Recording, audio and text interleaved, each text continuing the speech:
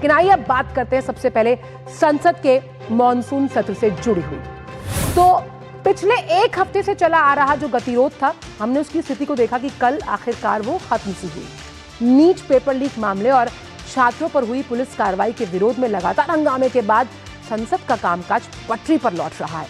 कल लोकसभा में anti paper leak bill पर देर रात तक चर्चा हुई। पक्ष में सरकार ने साफ तौर पर स्पष्ट किया कि परीक्षा माफिया पर सख्त कार्रवाई और छात्रों के भविष्य की सुरक्षा के लिए कानून को और मजबूत बनाया जा रहा है।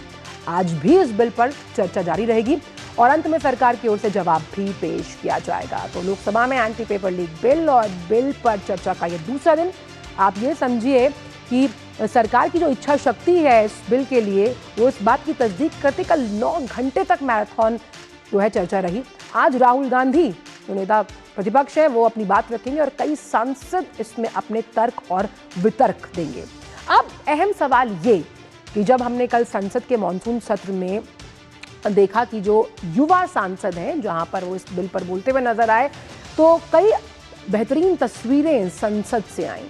संसद यानी लोकतंत्र का वो मंदिर जहां पर चर्चा विमर्श किया जाता है और ये चर्चा और विमर्श एक सार्थक बहस को गति देते हैं। तो आइए आपको सुनाते हैं कि आखिरकार जब ये चर्चा चल रही थी तो अनुराग ठाकुर जो हैं उन्होंने इस पर क्या कहा और किस तरह से उन्होंने कहा कि फुल प्रूफ इलाज किया गया है किनका, पेपर माफियाओं का। आइए आपको सुनवाते हैं। परीक्षा में धांधली, पेपर लीक, ये किसी आतंकवाद और माओवाद से कम खतरनाक नहीं है, क्योंकि इसका सबसे पहला शिकार हमारा युवा होता है। और अपने देश के युवाओं से मैं कहना चाहता हूं, इस पेपर लीक की बीमारी का इलाज भी हम करेंगे, मुकम्मल करेंगे, क्योंकि हर मर्ज की दवा हमें मोदी सरकार में ही मिली है। हमारी सरकार युवाओं के साथ है और युवा और मोदी सरकार ने मिलकर तय किया है, एक प्लेटफॉर्म पर खड़े होकर तय किया है कि एक ऐसा कानून लाएंगे जो आतंकवाद के खिलाफ बने कानून से भी ज्यादा सख्त होगा और दोषियों को कड़ी कार्रवाई करने पे भी काम आएगा। तो जबरदस्त बहस देखने को मिली और अच्छा, क्योंकि इसे लगातार जेनजी का विरोध प्रदर्शन कहा गया और इसीलिए जो युवा सांसद हैं वो इस चर्चा में भाग लेते हुए नजर आए। तेजस्वी सूर्या ने भाजपा की तरफ से एक बहुत ही जेनजी टर्म का इस्तेमाल किया। उन्होंने कहा डेलिलू, यानी कि विपक्ष कहीं ना कहीं मन में ये एक धारणा या भ्रम बना रहा है कि युवा उनके साथ है, हालांकि ऐसा नहीं है। और वहीं अखिलेश यादव भी विपक्ष की तरफ से अपना बयान रखते हुए नजर आए। आइए देखते हैं उनके बीच हुई इस बहस को। सरकार को कम से कम ये बताना चाहिए था कि 2024 में जब ये लेकर के आए थे तो आज 2026 में कैसे पेपर लीक हो। यही अकाउंटेबिलिटी है आपकी। किस कानून को, जो कानून पहले बनाया उसी कानून का संशोधन करके लेके आए हैं। मैं राहुल गांधी जी से पूछना चाहता हूं, राहुल जी 2 साल पहले जब राजस्थान में आपके सरकार थे और बार बार वहां रीट के पेपर लीक हुए थे और उस रीट पेपर लीक में 40 से ज्यादा राजीव गांधी स्टडी सर्कल के वॉलंटियर्स का हाथ एलिगेशन के आ रहा था, आप कहां गए थे? तो लगातार दोनों ओर से जो सांसद हैं वो तर्क वितर्क कर रहे थे और जहां प्रियंका गांधी वाड्रा ने जो बयान दिया उस पर घमासान मच गया। उन्होंने कहा कि सरकार सच्चाई समझ नहीं पा रही और इस पर प्रहलाद जोशी ने साफ तौर पर कहा कि झूठी खबर फैलाने पर कार्रवाई हो रही है। तो किस तरह से पक्ष ने अपने धुरंधर इस एंटी पेपर लीक बिल पर चर्चा करने के लिए उतारे हैं और लगातार हम दिखा रहे हैं आपको। आइए सुनवाते हैं। अफसोस की बात यह है अध्यक्ष महोदय कि इतना हो जाने के बाद भी आदरणीय प्रधानमंत्री महोदय जी और उनके साथी इस सच्चाई को समझ नहीं पा रहे हैं। वे अभी भी ये सोच रहे हैं कि पीआर, नैरेटिव चेंज और पालतू मीडिया के सहारे एक बार फिर उनकी नैया पार हो जाएगी।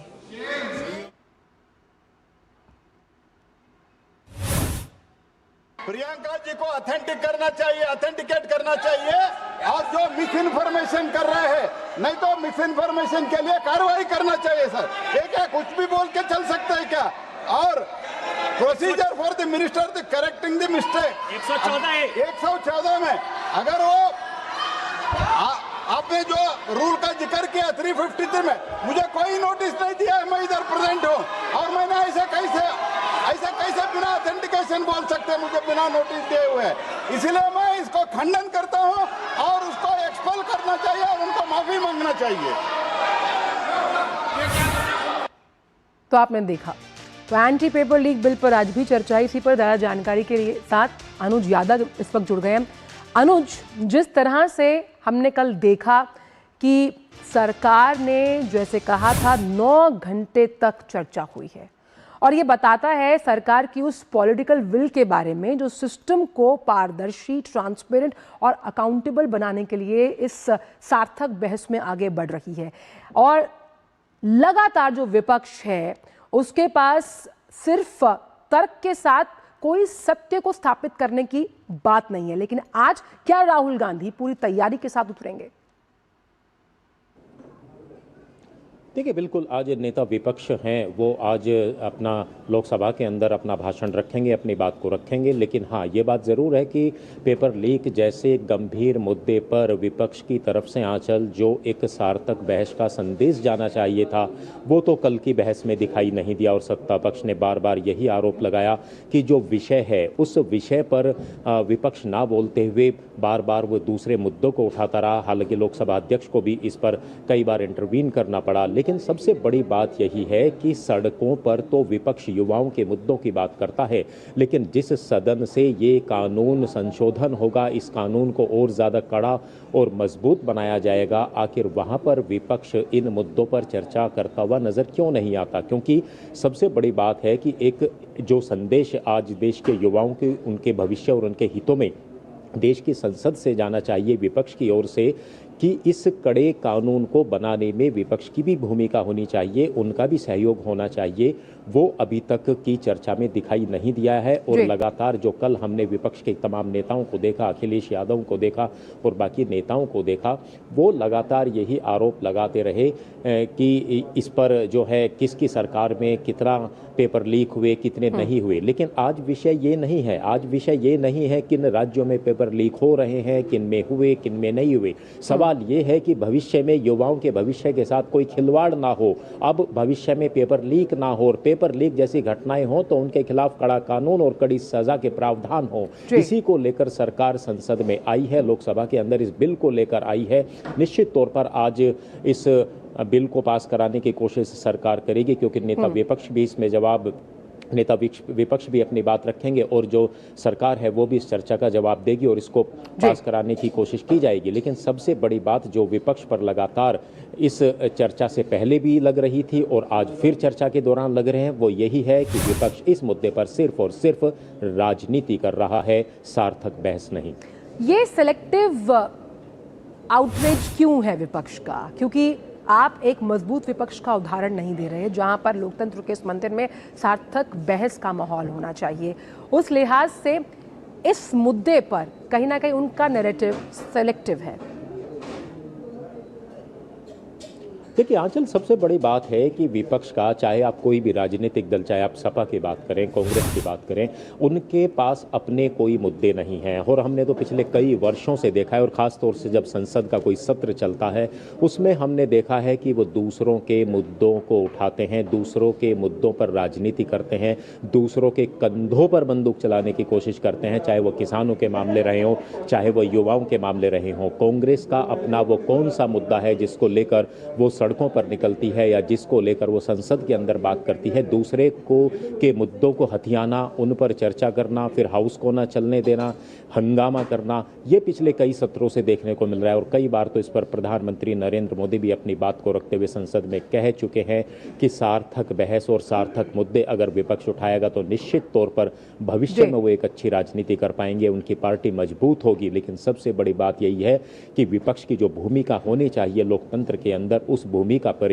वो सारे वो काम कर रहे हैं जिसमें जन आक्रोश विपक्षी दलों को जनता का झेलना पड़ता है। और हमने इन बातों को हमने कई बार देखा है कि जब कांग्रेस दूसरों के मुद्दों को हथियाने की कोशिश करती है तो कई बार युवा और किसान भी इस बात को हम देखते हुए नजर आते हैं कि वो ऐसे राजनीतिक दलों से दूरी बनाने की कोशिश करते हैं, और चाहे वो कोई अन्य दूसरे मुद्दे क्यों ना रहा हूं। लेकिन हाँ, फिलहाल बात यह है कि इस समय जो एक गंभीर मुद्दे पर चर्चा चल रही है, नकल के इसमें जो आपका पेपर लीक जैसे मामले होते हैं, इसमें निश्चित तौर पर विपक्ष की भूमिका अगर आज दूसरे दिन भी अगर एक अच्छी नहीं रहती है तो निश्चित तौर पर देश की जनता और युवाओं के सामने एक अच्छा संदेश नहीं जाएगा।